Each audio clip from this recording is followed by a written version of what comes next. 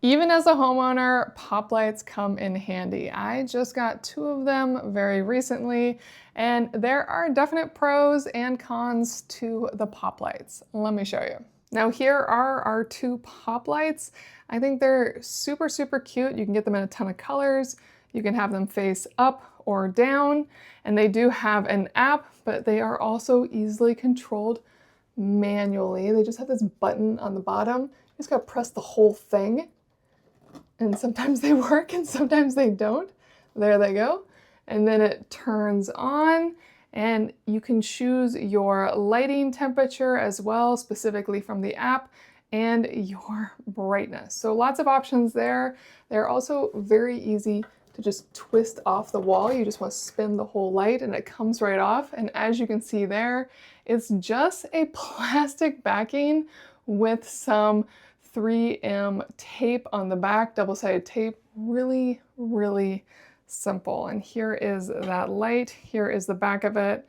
Again, very, very clean, very straightforward. You can see it has the USB-C plug right there to plug it in. And on this wall backing at the top, you can also see that it has a self-leveler, so it's really easy to get this on correctly the first time. So as you can see, the pop lights are really easy to install. They look really cute. I do love that they have lighting options, but as you can see by me pressing the button to try to turn it on, it's not the easiest to turn on and off. Even with the button and the app, gets even worse. That's where it really goes downhill for me. The app is all cuteness, but no function. It's not obvious what does what. I had to group my lights together and I had to do that a few times before it worked. And even then, if I don't go into that room and stay within 4 to maybe 6 feet from those lights, the app will not turn them on as it's connecting to them with Bluetooth, and they clearly have pretty weak Bluetooth.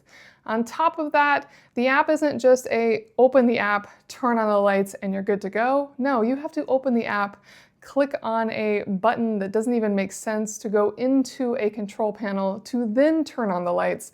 So there's extra steps, which is really frustrating. Now, what I'm hoping for is that Poplight promised that they would enable HomeKit over time. And then once these connect to HomeKit, I can use something like the Lutron Cassetta switches or something else to control this with a single button inside the room, more like a standard light switch, and it'll make it so much better.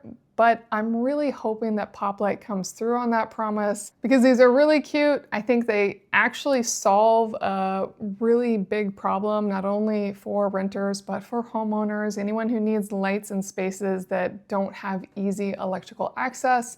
And I think there's great potential for the Poplights. It just needs to be smarter. If these were smarter, I think they're amazing. But at this very moment, I'm pretty mixed on them. So if you are looking for a really, really renter-friendly, cute, Instagram-worthy light, Poplight is awesome. Just know there's some pretty big pitfalls as well. I hope this video helps you make a decision.